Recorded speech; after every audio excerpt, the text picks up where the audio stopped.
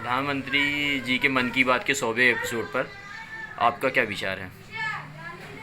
देखिए, प्रधानमंत्री नरेंद्र मोदी जी ने मन की बात कही, 100वां एपिसोड है। चलिए, बहुत प्रसन्नता की बात है, इसके लिए भी हर्षोल्लास मना लेते हैं।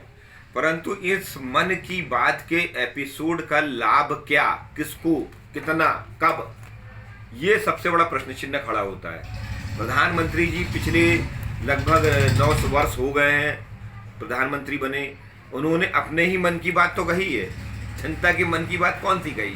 क्या महंगाई की मन की बात कही, भ्रष्टाचार को लेकर मन की बात कही, निजीकरण को लेकर के मन की बात कही, बेरोजगारी को लेकर के मन की बात कही, या भर्राशाही तानाशाही को लेकर के मन की बात कही? बिल्कुल नहीं कही। वो तो अपने मन की बात आपके ऊपर थोप रहे हैं।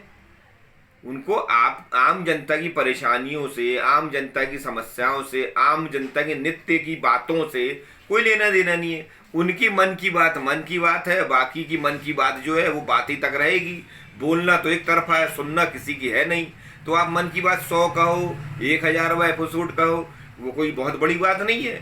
इसका लाभ क्या, इस मन की बात का लाभ क्या? इस प्रामाणिकता पर प्रशासन को जाना चाहिए। मोदी जी को स्वयं भी विचार करना चाहिए, भारतीय जनता पार्टी को विचार करना चाहिए कि आज आप एकमात्र अपने आप को विकल्प दर्शा करके आम हिंदुओं की भावनाओं के साथ, आम हिंदुओं की जनभावनाओं के साथ, उनके मताधिकार के साथ आप जो खिलवाड़ कर रहे हो, इस खिलवाड़ से जनता बहुत आक्रोशित है। जनता में आक्रोश है। आप इससे ये मत समझिए कि आपकी मन की बात कोई सुन रहा है, समझ रहा है, क्या है। एक बार आप मन की बात जनता के भी समझने अपने लोग जनता में भेजिए, तब आपको समझ में आएगा आम जनता में इन सब मुद्दों को लेकर के कितना आक्रोश है, जनता कितनी विचलित है, परेशान है। आए दिन आत्महत्याएं हो रही हैं, आए दिन लोग अप्रत्याशित कदम उठा रहे हैं। इन सब बातों को ध्यान में रख करके मन की बात हो तो कोई बात है, नहीं तो बाकी तो आप 100वां क्या 1000वां एपिसोड कर लो।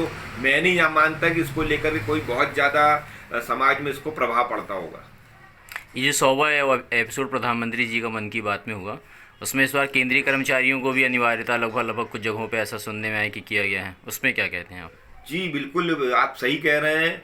अभी मेरे पास जानकारी भी आई, समाचार पत्रों में भी आया, कुछ मेरे को ऐसे पत्र भी प्राप्त हुए जिसमें रेलवे को लेकर के है। और अभी रीवा में जो सभा हुई थी माननीय प्रधानमंत्री जी को, उसको लेकर के आदेश जारी करने का है।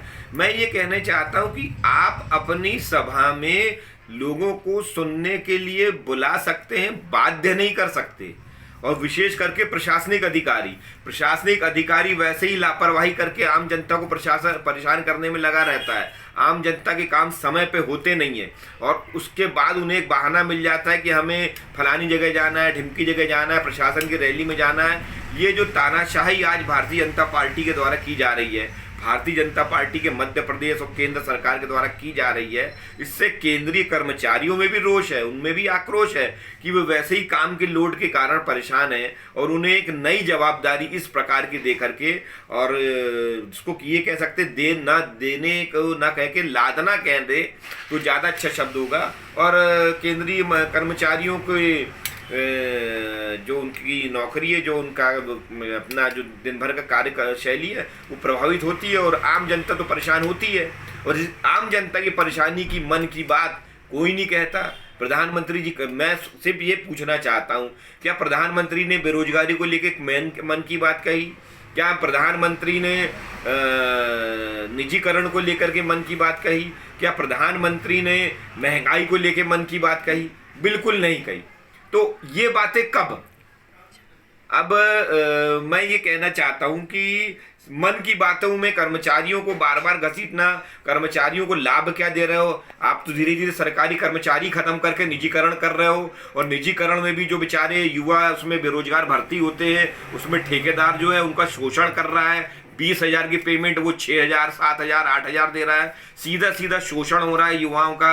युवा परेशान है, निरंतरता है नहीं, शादी ब्याह हो गया है, उनके बीवी बच्चे कैसे पाल पाएंगे? आज 1 साल किसी कंपनी का ठेका है, यदि वो ठेका बदल करके दूसरे का हो गया, आवश्यक नहीं है कि वो जो ठेकेदार है नया वो उन्हीं को कंटिन्यू करे जो पूर्व में करते चले आ रहे हैं। इससे उन्हें अनियमितता बनी रहती है और नौकरी जाने का, रोजगार जाने का भय बना रहता है। मैं तो ये चाहता हूं कि निजीकरण जो है पूर्ण रूप से समाप्त करके शासकीय कर्मचारी ही, भले ही उन्हें आप बाध्य करें, उनके लिए कुछ नए कानून नियम बनाएं, लेकिन उन्हें ही नियमित करें, उनकी भर्ती हो और निजीकरण समाप्त हो। ये भी मैं कहना चाहता हूं। मन की बात में इन मुद्दों पे बात करें तो युवाओं में, बेरोजगारों में, जनता में इसका सही प्रभाव जाएगा और देखते हैं उसमें प्रधानमंत्री जी कितना आगे बढ़ करके इस पे लागू करते हैं इस बात को।